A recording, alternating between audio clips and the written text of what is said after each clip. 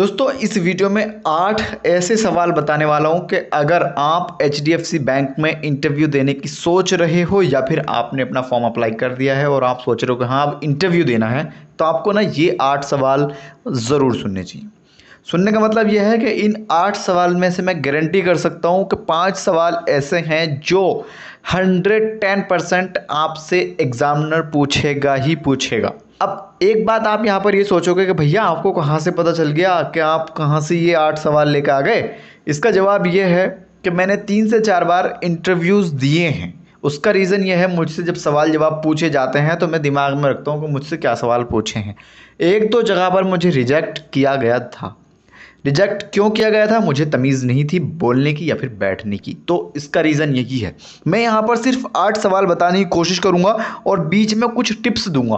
पहला जो सवाल है वो बड़ा इंपॉर्टेंट सवाल है और ज़्यादातर लोग यहीं पे गलती कर देते हैं। जब मेरा पहला इंटरव्यू हुआ था तो मुझसे भी ये सवाल पूरे ज़ोर के साथ पूछा गया था।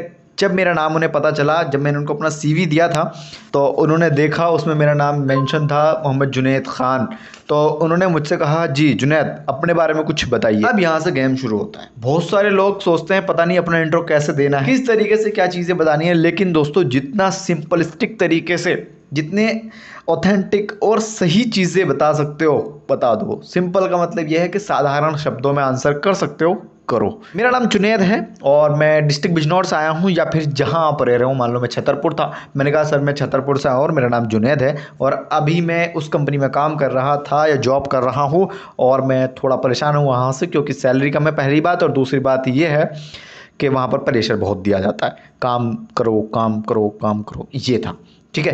तो वो समझ गए मेरी बात कि हाँ बंदे ने सही चीज़ बताई है। पहली बार में नाम बताया, कंपनी के बारे में बता दिया और कहाँ से आया ये भी बता। तो ज़्यादा घुमा फिरा के इंग्लिश वगैरह में बात करने की ज़रूरत नहीं है। दूसरा बंदा जो मेरे साथ गया था उसका हाल बहुत बुरा हुआ था, उसको तो भगा ही दिया था। भगा मतलब रिजेक्ट कर दिया था। मुझे तो क्या, मेरी बात हो गई थी ऑलमोस्ट कि ठीक है आप अरेंज करो, हम आपको बताएंगे। बताना मतलब वही था कि हाँ कर लो कोशिश अगर कर सकते हो तो। एक बात हो गई। दूसरा सबसे इम्पोर्टेंट सवाल है, ये जो 5 सवाल है ना, ये 5 देख लो उसके बाद भाग जाना चाहे, आपकी मर्ज़ी है, ठीक है। मुझे थैंक यू ज़रूर बोलना लास्ट में कि मैंने बहुत इंपॉर्टेंट सवाल लिखे हैं। दूसरा जो सवाल है वो बहुत इंपॉर्टेंट है। देखो किसी भी बैंक में ईमेल पे काम होता है, ठीक है। जितनी भी प्राइवेट कंपनी होती है ईमेल पे बहुत काम करते हैं। रीज़न क्या है? ईमेल एक ऑथेंटिक वे है काम करने का, वहाँ पर रिकॉर्ड रहता है बना हुआ, ठीक है। कल के दिन कंपनी ने कुछ भी पंगा करा, जिसके साथ हम काम कर रहे हैं, जिस क्लाइंट के साथ काम कर रहे हैं, तो हम कल के दिन उसको ले जाके कोर्ट में खड़ा कर सकते हैं कि इस बंदे ने हमें ईमेल पर काम दिया था और सर ये करवा नहीं रहा है, पैसे नहीं दे रहा है। तो इसलिए ईमेल पर ना ज़्यादातर काम होता है। समझ में आ गया ईमेल क्यों ज़रूरी है? दूसरी चीज़, बैंक का क्या काम है ईमेल के अंदर। तो दोस्तों बैंक में ईमेल पर ना बहुत ज़्यादा काम होता है, तो वो ईमेल से रिलेटेड आपसे ज़रूर पूछेगा, ठीक है। अगर आपका लक ठीक है तो ईमेल ज़रूर देख लेना क्या होता है, ठीक है।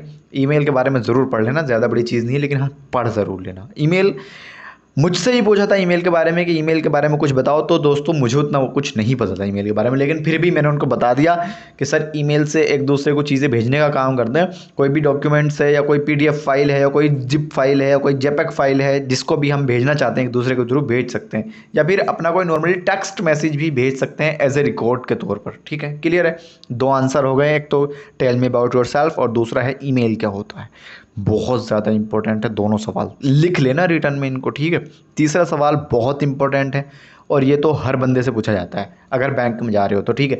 अगर किसी डाटा वाटा एंट्री करने जा रहे हो ना कहीं किसी कंपनी में, तो शायद आपसे ना पूछा जाए, या कहीं वैसी फर्जी नौकरी करने जा रहे हो तो भी नहीं पूछा जाएगा। लेकिन अगर बैंक में जा रहे हो ना, खासकर वो HDFC है, तो ये 100% पूछा ही जाता है। कौन सा सवाल है? क्यों हायर करें आपको, क्यों हायर करें, आपके अंदर क्या खासियत है, बताओ क्या खासियत है आपके अंदर। तो देखो ये तो कह मत देना कि भैया घर से गरीब हूँ पैसे की वजह से कर रहा हूँ। अगर आपने इंडायरेक्टली ये कह दिया तो वो समझ जाएगा कि ये बंदा पैसे के लिए मर रहा है। पैसे के लिए आपको नहीं मरना। देखो जॉब जो भी करता है वो पैसे के लिए करता है, तो सबको पता है।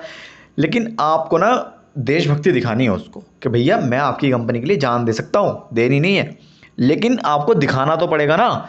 दिखावे के लिए ही सब करते हैं, एक्चुअल चीज़ ये है, ठीक है।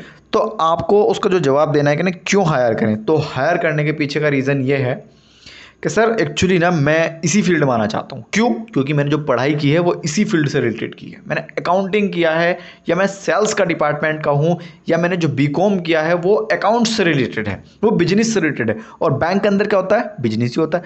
तो मेरा जो गोल है वो बैंक ही है। दूसरी चीज़ ये है कि बैंक ज्वाइन करने का जो रीज़न है वो ये है कि यहाँ पर जो सेल्फ रिस्पॉन्स होता है, जो अपने आप की जो प्रेजेंटेशन होती है, या अपने आप जो हम, या मैं आसान भाषा में बताऊँ, जब हम रिश्तेदारी में जाते हैं और पता चलता है कि ये बंदा बैंक में काम कर रहा है, तो उसकी इमेज थोड़ी अच्छी रहती है। बल्कि इस चीज़ का कोई असर एग्जामिनर पर नहीं पड़ेगा, वो तो अपना काम कराने के लिए रख रहे हैं ना आपको। आपकी रिश्तेदारी क्या करती हो वो थोड़ी जानता है, ठीक है। ये दो जवाब आप उसको दे सकते हो। या फिर आपको अगर अपना कोई रीज़न पता है ठीक ठाक सा कि मैं किस लिए जा रहा हूँ बैंक में, तो आप अपना बता दीजिए, लेकिन ये एक्चुअली ये बता देना। नंबर 4 है हमारे पास कि बैंक कैसे काम करता है, या फिर बैंक पैसे कैसे कमाता है। ठीक है, बहुत बड़ा टॉपिक है, लेकिन शॉर्ट में समझा देता हूँ। बैंक जो काम करता है वो ब्याज के थ्रू काम करता है। ठीक है, किसी से पैसा जमा करा लिया, उसको कह देगा हम आपको इस पर 1% या 0.0%, 5%, 3% ब्याज देंगे। एग्जाम्पल दे रहा हूँ, कभी 0% भी गिन लो, ठीक है। तो वो जो है आपको क्या समझाएगा, आपको क्या समझाना है कि सर बैंक जो काम करता है वो एक्चुअली ब्याज पे, इंटरेस्ट पे काम करता है। और जब मान लो मैंने 10,000 रुपये बैंक को जमा करा दिए, अब वो 10,000 रुपये पर कितने पैसे कमा रहा है हमें तो उसका आइडिया नहीं है, लेकिन आपको वो 10,000 रुपये ज़रूर 100-500 रुपये दे देगा। 100 रुपये तो दे ही सकता है, 500 भी नहीं तो, ठीक है। दूसरी चीज़ ये है कि और क्या तरीके हैं पैसे कमाने के, तो गाइस इसके लिए पूरा प्रॉपर वीडियो आपको देखना पड़ेगा, लिंक दे दूंगा डिस्क्रिप्शन में, उस वीडियो को देखना, बैंक कैसे पैसे कमाता है, और भी बहुत सारी चीज़ें हैं। नंबर जो 5 है, ये सबसे इंपॉर्टेंट सवाल है, और ये भी इंटरव्यू का हिस्सा है। 5वां सवाल बहुत ज़्यादा इंपॉर्टेंट है, इसको ज़रूर सुनना। अगर ये छोड़ के भागे मतलब नहीं बनेगा कुछ, आगे चले जाना छोड़ के कोई दिक्कत नहीं मुझे, ठीक है, मुझे फ़र्क नहीं पड़ेगा। दूसरी चीज़ क्या है, जो नंबर 5 सवाल है वो बहुत खास है। क्या है? Current affair. गाइज जब भी आप इंटरव्यू की तैयारी करो, या आपको लगे कि मेरा इंटरव्यू 23 तारीख में है, या मेरा इंटरव्यू 26 तारीख में है, 26 आने वाली 26 में, तो अभी आपके पास 3 दिन है, 4 दिन है। आपको किस तरीके से तैयारी करनी है? सबसे पहले तो आप 2 दिन रेगुलर न्यूज़ देखो। भाई इंटरव्यू की तैयारी करनी है ना, 2 दिन रेगुलर न्यूज़ देखो, टीवी का पीछा नहीं छोड़ना है आपको। टीवी पे एक से एक न्यूज़ चैनल देखो, हर राज्य का चैनल चेक करो, ठीक है। तमिलनाडु में क्या चल रहा है, पंजाब में क्या चल रहा है, अमृतसर में क्या चल रहा है, क्लियर है। लेकिन ये अपने देश का हो गया, आपको ना बाहर के देशों पर नज़र रखनी है। फिलिस्तीन और इजराइल का क्या पंगा है, क्यों लड़ रहा है, किस बात पे लड़ रहा है, कितने बम किसने किस पे दाग दिए, क्या चीज़ें हो गई, क्यों जंग रुक गई, क्या रीज़न है, कौन हारा कौन जीता, कहाँ खुशियाँ कहाँ गम, ये सब आपको ध्यान रखना है। क्योंकि एग्जामिनर ये भी चेक करता है कि इसकी बुद्धि कैसी है, मतलब बाहर की चीज़ों पर नज़र है नहीं, अपने अपना गा रहा है, अपने अपने बजा रहा है। स्किल बहुत अच्छी है आपके अंदर, मैंने मान लिया, लेकिन अगर आपको नॉलेज नहीं है ना बाहर की, तो आपको बड़ी दिक्कत हो सकती है। तो नॉलेज ना ये ले लो 2-4 दिन, बाद में तो आप टिक जाओगे, वहाँ लग जाओगे, फिर दिक्कत नहीं है, ठीक है। तो अभी क्या करंट टॉपिक चल रहा है मैं आपको बता दूं थोड़ा सा। एक तो इजराइल चल रहा है, इजराइल वर्सेस फ़लस्तीन, अब थोड़ा सा कम हो गया है।